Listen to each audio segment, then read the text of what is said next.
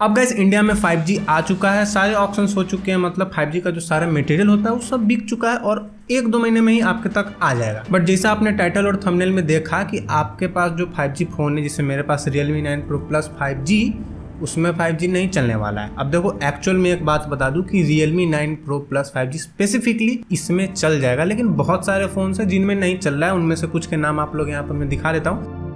तो बेसिकली ये जो वीडियो है ये उन लोगों के लिए जो 5G फोन खरीदने की सोच रहे हैं या फिर जो पहले से खरीद लिए हैं, उनको कम से कम पता चल जाए कि भाई जो खरीदा है उसमें चल तो रहा है। और ये किस तरीके से चेक करोगे, सारी चीजें, मतलब सारा जो मैटर 5G का है वो आप लोग आज की इस वीडियो में बता दूंगा। कोशिश करूंगा सब कुछ बता दूं। तो उसके लिए एक बहुत जरूरी चीज होती है जो कि है वीडियो को स्टार्ट करना, तो मैं कर देता हूँ। लेकिन पहले अपने बारे में बता दूं, मेरा नाम है उत्पल और अब कर देते हैं।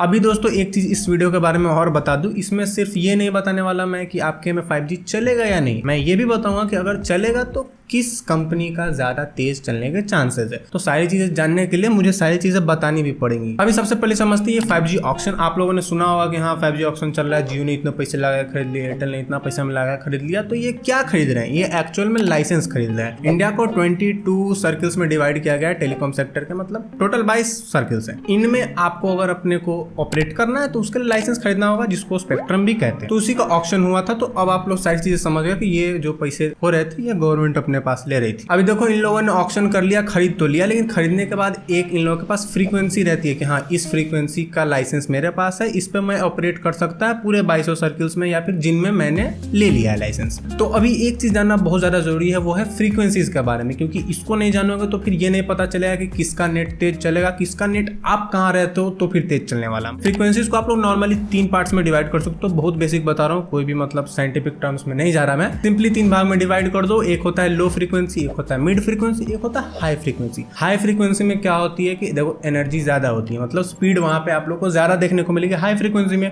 मिड में मीडियम वाला काम, लो में लो वाला काम। सबके अलग अलग बेनिफिट्स होते हैं, सबके अलग अलग डिमेरिट्स होते हैं। जैसे लो वाला जो है वो बहुत ज्यादा एरिया कवर कर सकता है, मतलब एक जगह से आप लोग अगर अपना सेंटर बैठा रहे हो तो फिर 10 किलोमीटर 12 किलोमीटर तक का उसका कवरेज रेंज होता है। और वही अगर हाई वाले पे चल जाओ तो फिर उसका कवरेज रेंज उतना नहीं है, लेकिन स्पीड बहुत तेज है। तो ये जो लो मिड हाई सारी फ्रीक्वेंसीज है, इनको कंपनीज ने अपने हिसाब से नहीं खरीदा, इंडिया के हिसाब से खरीदा है कि इंडिया किस टाइप की कंट्री है। यहाँ पे बहुत सारा रिमोट एरियाज भी हैं और काफी सारे डेवलप्ड सिटीज भी हैं, तो उस हिसाब से सबने स्पेक्ट्रम खरीदे हैं। जियो का मैं बताता हूँ, जियो ने एक 700 मेगाहर्ट्ज वाला लो फ्रीक्वेंसी खरीद लिया पूरे इंडिया के लिए 22 सर्किल्स में। मतलब अगर आप देखने जाओ तो पूरे इंडिया में जियो का नेट चल जाएगा 5G में। आप लोग को कोई भी कहीं भी रहते हो, कितना भी रिमोट चल जाओ, जियो का नेट चल जाएगा। लेकिन वो नेट 4G के इक्वल है, मतलब ये जो 700 मेगाहर्ट्ज वाली फ्रीक्वेंसी है ये 4G के इक्वल वाली है। तो अगर इस पे आपका इंटरनेट चल रहा है तो फिर वो उतना फास्ट नहीं चलेगा। लेकिन ये बेसिकली जियो ने इस वजह से खरीदा है ताकि जो बहुत रिमोट एरियाज रहते हैं वहां तक भी अपना नेटवर्क पहुंचे। मतलब अभी ये मत समझ लो कि जियो का नेट तेज नहीं चला, क्योंकि जियो ने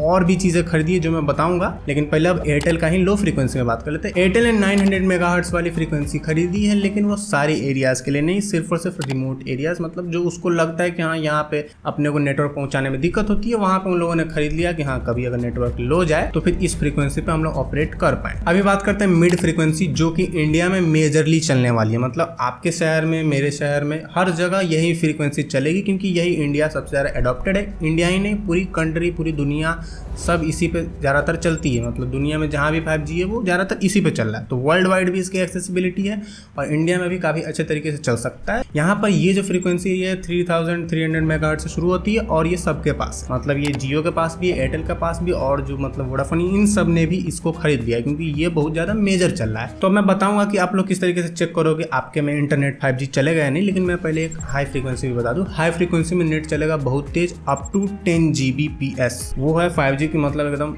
हार्ड स्पीड। और उसको भी एयरटेल वगैरह ने खरीदा है, लेकिन ये उतना ज़्यादा चलेगा नहीं है, मतलब कुछ अपने सर्विसेज के लिए उन लोगों ने खरीद कर रखा हुआ है, हम लोग को नहीं मिलेगा, तो अपने को उस पर बात करने का कोई शौक भी नहीं है। मिड पे बात करते हैं। मिड की स्पीड तो आप लोग को शायद पता हो 1 Gbps तक जाएगी मैक्स, लेकिन एक्चुअल में 500 Mbps या फिर 700 800 इस टाइप में ही रहने वाली है। तो यहाँ पर जो मिड वाली फ्रीक्वेंसी, इसको N78 वाला बैंड कहा जाता है। आप लोग सिंपली अपने फोन को सर्च करो, जिससे मैं यहाँ पर Realme 9 Pro Plus 5G band search करता हूँ तो फिर मेरे को यहाँ पर बैंड्स देखने को मिल जाती है। है और यहाँ पर मेरे को N78 देखने को मिल जाता है, मतलब इंडिया में ये बैंड जो चलता है वो चल जाएगा। और यहाँ पर मेरे को N28 एक और बैंड देखने को मिलता है जो कि है लो फ्रीक्वेंसी 700 मेगाहर्ट्ज वाली, जो जियो ऑपरेट करता है तो इधर उधर। तो अगर मैं कभी मान के चलो चल गया अंडमान निकोबार इधर उधर, तो फिर वो वहाँ भी चल जाएगा, बट 4G में। अब ये बहुत हाइपोथेटिकल है क्योंकि अपन तो यहीं रहेंगे, वीडियो एडिट करके डालते रहेंगे। तो यही सिंपल तरीका है चेक करने का कि आपके में 5G चलेगा या नहीं। N78 बैंड होना चाहिए, सर्च कर लेना सिंपली फलाना फलाना फोन 5G बैंड्स। अगर N78 दिख गया तो एक नंबर बात, नहीं दिखा तो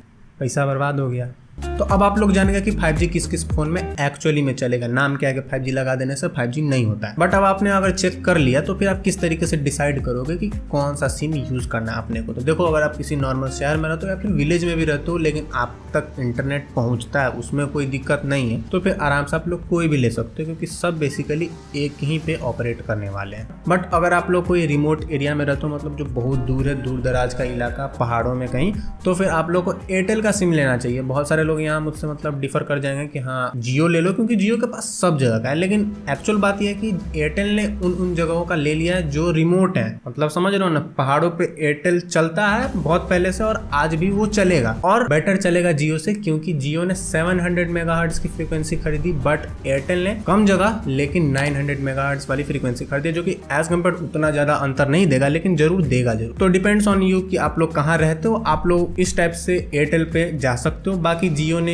ये लिया अपना कवरेज फैलाने के लिए कि हाँ अपन कहीं भी चलेंगे। सिटीज में रहते हो तो फिर दोनों बराबर चलने वाले हैं। अब मुझे लगता है मैंने सारी इन्फॉर्मेशन आप लोगों को बता दी, ज्यादा ज्ञान पहले की कोशिश नहीं की थी क्योंकि इसको लेने में मेरी खुद फट गई थी यार, फ्रीक्वेंसीज, वेव्स, मेगाहर्ट्ज, माथा खराब हो गया था। बाकी आपने अगर चैनल को सब्सक्राइब नहीं किया तो सब्सक्राइब कर लो और जरूर से चेक कर लेना कि तुम्हारा फोन 5G सपोर्टेड है या नहीं। मैं मिल जाऊंगा अगली वीडियो में, तब तक के लिए बाय।